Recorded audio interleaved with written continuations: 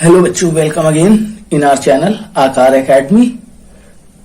तो जैसा कि पिछले चैप्टर्स में आपने पढ़ा real number quadratic equations and जो भी वीडियोस अपलोड किए गए थे, आज का हमारा टॉपिक है बेसिक जियोमेट्रिकल कॉन्सेप्ट या फिर एंगल्स एंड देयर प्रॉपर्टीज। ठीक है, first of all basically angles होते क्या हैं? Angle is the figure formed by two rays or line segment with the same initial common points। तो किसी भी एक कॉमन पॉइंट से निकलने वाली rays, this one is known as angle. या फिर दो रेस जिस पॉइंट पर क्या करती हैं, मीट करती हैं, उस पॉइंट को क्या कहा जाता है? Vertex, and this one is known as angle। Okay, and अब टाइप्स ऑफ एंगल की बात कर लेते हैं। तो एंगल हमारे पास में बेसिकली 5 टाइप के होते हैं: acute angle, right angle, obtuse angle, straight angle and reflex angle. Acute angle की बात कर ली जाए, ऐसा एंगल जिसकी वैल्यू ग्रेटर देन 0 होती है एंड लेस देन 90 डिग्री होती है। इट मीन्स 0 से लेकर के 89 डिग्री तक की वैल्यू अपने साथ में रखता है, 89.9। ओके, राइट एंगल ट्रायंगल की बात कर लेते हैं। तो एक ऐसा एंगल जिसकी वैल्यू क्या होती है, 90 डिग्री। एक्यूट एंगल की अगर फिगर बात की जाए तो acute angle some like this and like this, यहां तक एंगल क्या होगा, एक्यूट एंगल होगा। बट राइट एंगल, जहां पर एंगल की वैल्यू क्या होती है, 90 डिग्री, इस एंगल को क्या कहते हैं, right angle.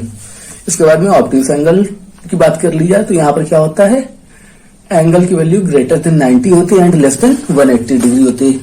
180 degree means straight line and below straight line, this one is known as obtuse angle triangle.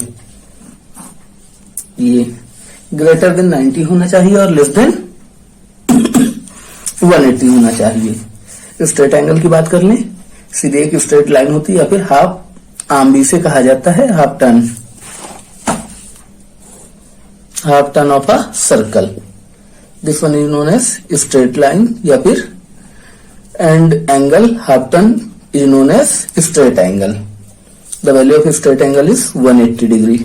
Here 90 से ग्रेटर देन होती है and less than 180। Okay, straight angle के बाद में बात करते हैं रिफ्लेक्स एंगल की। यहां पर वैल्यू होती है एंगल की 180 डिग्री से ज्यादा होती है और 360 से कम होती है। Reflex angle, the value of angle is greater than 180 degree and less then 360 degree. तो एंगल की टाइप्स की बात कर ली जाए, एंगल्स बेसिकली 5 टाइप्स के होते हैं। एक्यूट एंगल, जहां पर एंगल की वैल्यू होती है 0 से 90 डिग्री।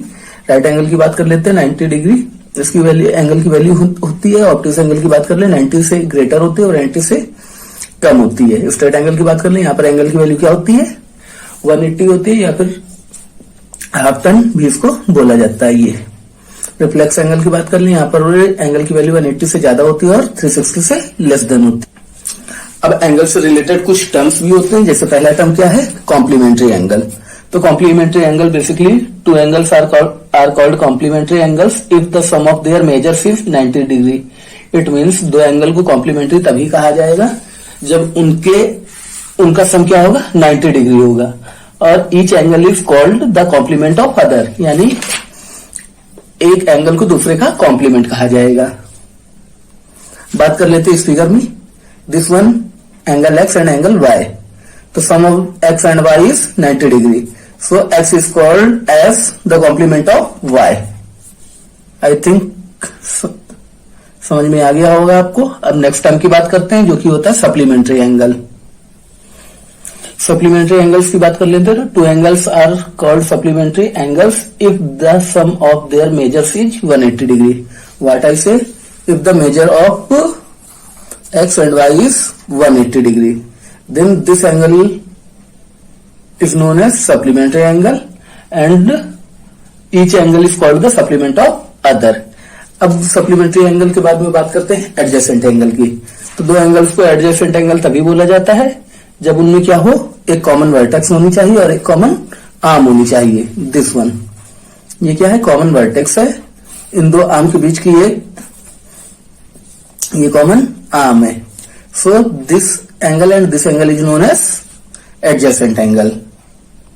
अब इसके बाद में बात कर लेते हैं लीनियर पेयर की। तो two adjacent angle are said to form a linear pair if their non common arm are opposite rays. क्या मैंने बोला, नॉन कॉमन आर्म जो है वो क्या होनी चाहिए, एक अपोजिट रेस होनी चाहिए, या फिर वो एक स्ट्रेट लाइन होनी चाहिए। इन दोनों की नॉन कॉमन आर्म ये, तो एंगल एक्स और एंगल वाई का सम क्या होगा, 180 degree. This property is known as linear pair property. और किसी पॉइंट पर सम ऑफ ऑल एंगल्स क्या होता है, 360 डिग्री होता है। It means angle A plus angle B plus angle C plus angle D plus angle is 360 degree. Sum of angles at a point on side of a straight line. किसी भी straight line की एक side पर जो भी angles होंगे उनका सम क्या होता है, 180 डिग्री होता है। बात कर लेते हैं, ये एक स्ट्रेट लाइन है तो इसका और इसका सम क्या हो जाएगा, 180 डिग्री हो जाएगा। इसी तरह ये अगर कोई स्ट्रेट लाइन है और ये एंगल्स हैं तो इन सबका सम क्या हो जाएगा, 180 डिग्री। आई थिंक समझ में आ रहा होगा आप लोगों को। और अगर आप लोगों को समझ में आ रहा है तो चैनल को ज्यादा से ज्यादा शेयर करें, सब्सक्राइब करवाएं अपने फ्रेंड सर्कल में और फ्रेंड जोन में, ताकि उन्हें भी ये बेसिक कॉन्सेप्ट क्लियर हो जाए उनके भी। अब बात करते हैं ट्रांसवर्सल की। तो एक ट्रांसवर्सल लाइन उसे बोलते हैं जो कि I straight line that intersects two or more straight line. What I say, एक ऐसी स्ट्रेट लाइन जो दो या दो से अधिक स्ट्रेट लाइंस को क्या करती हो, इंटरसेक्ट करती हो। This one A B C D are two straight line and there is a transversal E F that intersects both A B and C D. अब यहां पर ए बी और सी डी को इंटरसेक्ट करने वाली line कौन सी है, E F. अब यहां पर इंटरसेक्ट कर रही तो कुछ एंगल्स भी फॉर्म होंगे और उन एंगल्स के बीच में क्या रिलेशंस होते हैं, क्या सिमिलैरिटीज होती हैं, वो आइए जानते हैं या देखते हैं। तो first of all interior angles की बात कर ली जाए तो इंटीरियर एंगल्स क्या होते हैं, 3, 4, 5, 6 these angles are known as interior angle. What I say, interior part of the line are known as interior angle and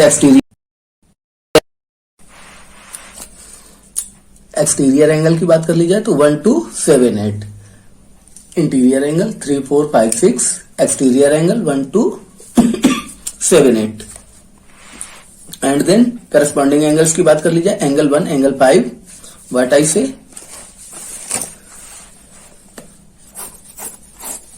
angle 1, angle 5 are known as corresponding, angle 2, angle 6, angle 3, angle 7, angle 4, angle 8. These angles are corresponding angles and alternate angles की बात कर लीजिए जहां कहीं भी क्या होगा, दो पैरेलल लाइंस या फिर अपोजिट लाइंस में जिनको एक ट्रांसवर्सल इंटरसेक्ट कर रही होगी तो उन एंगल्स को क्या कहा जाएगा, alternate angles. 3 and 5, 4 and 6 are known as alternate angles. 3, 5, 4, 6. This one is 3, 5, 4 and 6 are known as alternate angles.